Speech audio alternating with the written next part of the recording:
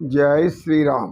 సత్యనిష్ట గురువు ఆసీనులై ఉండగా కేశవానందుడు పైకి లేచి, గురువుగారు, వికల్ప వృత్తి అనేది మానవులకున్న బలహీనత అని మీరు మాకు చెప్పారు.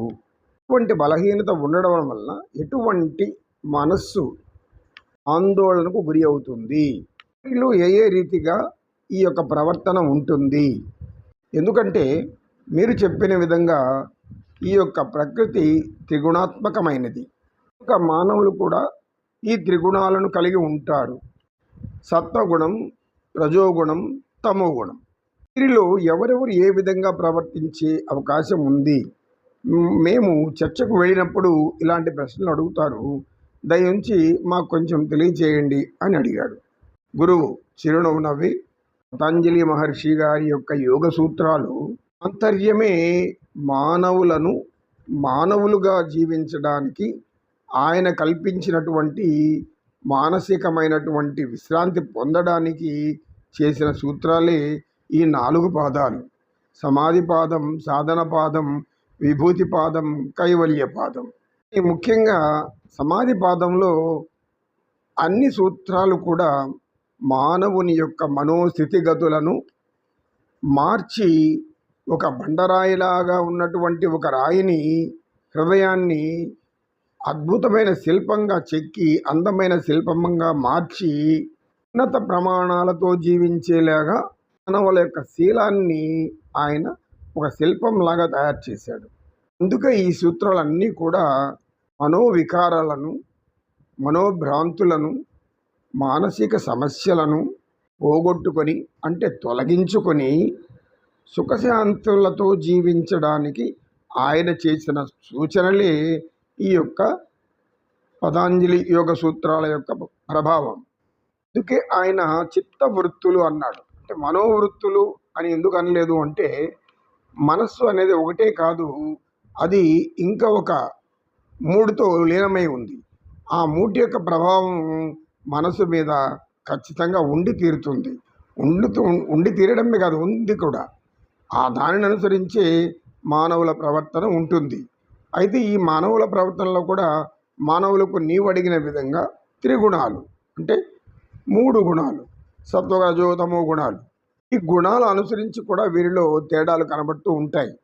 యోగులు మాత్రం ఈ 3 గుణాలను కూడా దాటుకొని వెళ్తారు. అంటే సత్వగుణాన్ని కూడా వదిలిపెట్టి ఇంకొక అద్భుతమైనటువంటి ఈశ్వరీయ గుణాన్ని అభివృద్ధి చేసుకుంటారు. కనుక ఈ 3 గుణాలు వారిలో ఎటువంటి పరిస్థితుల్లోనూ కనిపించవు. మీరు అడిగారు కనుక సమాజంలో జ్ఞానం అందరికీ ఒకేలాగా ఉండదని మనం ముందు నుంచి చెప్పుకుంటూ వస్తున్నాం. సత్వగుణ ప్రధానులు వీలైనంత వరకు వారు సాత్విక లక్షణాలు కలిగి ఉంటారు. ఆహారం మొదలు అలవాట్లన్నీ కూడా సాత్విక పద్ధతులతోనే నడుస్తూ ఉంటాయి. ఈ విధంగా బంధు బాంధవ్యాలు, అనేక రకములైనటువంటి సంబంధాలు, స్నేహాలు, సమాజంలో జీవించే విధానం, వీరు ఎప్పుడు కూడా ఎవరికి హాని తలపెట్టరు. త్రికరణ శుద్ధిగా, అంటే మనోవాక్కాయ కర్మల ద్వారా వీరు ఎవరికి హాని కలిగించే మాటలు కానీ, హాని కలిగించేటటువంటి ఆలోచనలు కానీ, చేతలతో చేసే పనులు కానీ ఉండవు. వీరు సమాజానికి మేలు చేసేలాగానే ఉంటాయి. ఎటువంటి భేదభావం లేకుండా సాత్వికులు అందరికీ ఒకే రకమైనటువంటి జ్ఞానాన్ని అందించడానికి వారు జ్ఞానసిద్ధిని పొందుతారు. ఇంకా వీరు సంస్కారవంతులు అని చెప్పవచ్చు. అనగానే గుణనిధి పైకి లేచి, గురువుగారు, సంస్కారము అంటే ఏంటి, అది ఎలా సంభవిస్తుంది అని అడిగాడు. సంస్కారము అనే మాట సంస్కృతం మాట. అది పదం సంస్కృతం నుండి వచ్చినది. ఆర్యులు రాకముందు దేశంలో ప్రాకృతము అనేటువంటి ఒక భాష వ్యాపించి ఉండేది. భారతదేశంలో ద్రవిడ భాష ప్రాచుర్యం చెంది ఉండేది. ఆర్యులు ఈ ప్రాకృత భాషని బాగా సంస్కరించి సంస్కారవంతంగా మార్చారు. కనుక దీనిని సంస్కృతము అనబడింది. అంటే సంస్కరించబడినటువంటి భాష సంస్కృత భాష అయింది. అదే సంస్కృత భాష అనడంలో అర్థం ఏమిటంటే, మానవులు కూడా సంస్కరించబడాలి, సంస్కారం అనేది నేర్చుకోవాలి. సంస్కార లక్షణాలు సాత్వికులలో అధికంగా ఉంటుంది. వారి సంతతి కూడా వారిని అనుసరిస్తూ ఉంటారు. అంతే కదా. మరి తల్లిదండ్రులు ఏ విధంగా ఉంటే పిల్లలు కూడా అదే విధంగా ఉంటారు. తల్లిదండ్రులకు వచ్చిన పోలికలతో పాటు తల్లిదండ్రులకు ఉన్నటువంటి గుణములు కూడా వాళ్ళకి అబ్బుతూ ఉంటాయి.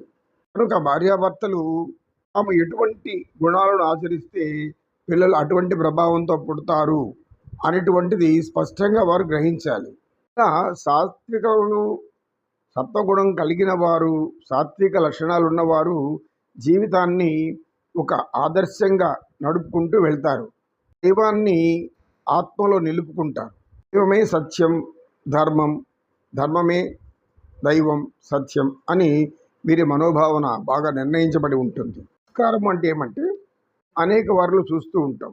మనకు ఒక కుటుంబం ఉంది, అది సాత్విక కుటుంబం చెందింది అయి ఉంటుంది. అక్కడికి ఎవరైనా అతిథులు లోపలికి వచ్చారంటే వెంటనే అక్కడ పిల్లలు, కొద్ది వయసు వచ్చిన పిల్లలు ఉన్నారంటే వాళ్ళు ఏం చేస్తారంటే ముందు నమస్కరిస్తారు. అయ్యా నమస్కారం అండి, దయచేయండి, రండి అని సింహాసనం చూపించి ఆసనంలో కూర్చోండి అని చెబుతారు. ఇంటి లోపలికి వెళ్ళి మంచినీరు తెచ్చి ఇస్తారు. తర్వాత తల్లిదండ్రులు ఎవరన్నా ఉంటే వాళ్ళకి తెలియజేస్తారు ఎవరో వచ్చారు అని. ఇది చిన్నపిల్లలు ఆ సమయం, అటువంటి సమయంలో అంత చిన్న వయసులో ఎలా అబ్బింది వారికి, ఎవరు నేర్పారు ఇవన్నీ అంటే అది తల్లిదండ్రుల ప్రభావం అయి ఉంటుంది అనేది మనం స్పష్టంగా గ్రహించాలి. అయితే ఆ తల్లిదండ్రులు ఇలాంటి వాళ్ళు సాత్విక లక్షణాలు కలిగి ఉన్నటువంటి వారు. కొన్ని వారి సంతతి, వారి పరంపర అంతా కూడా సాత్వికులుగానే జీవించడానికి గమ్యాన్ని ఏర్పరచుకుంటూ ఉంటారు అని సత్యనిష్ఠుడు తెలియజేసి మనం కాసంత విశ్రాంతి తీసుకుని తర్వాత చర్చించుకుందాం. ఓం సర్వే జనా సుఖినో భవంతు, సర్వ సన్మంగళాని సంతు. ఓం శాంతి శాంతి శాంతి. ఓం తత్సత్.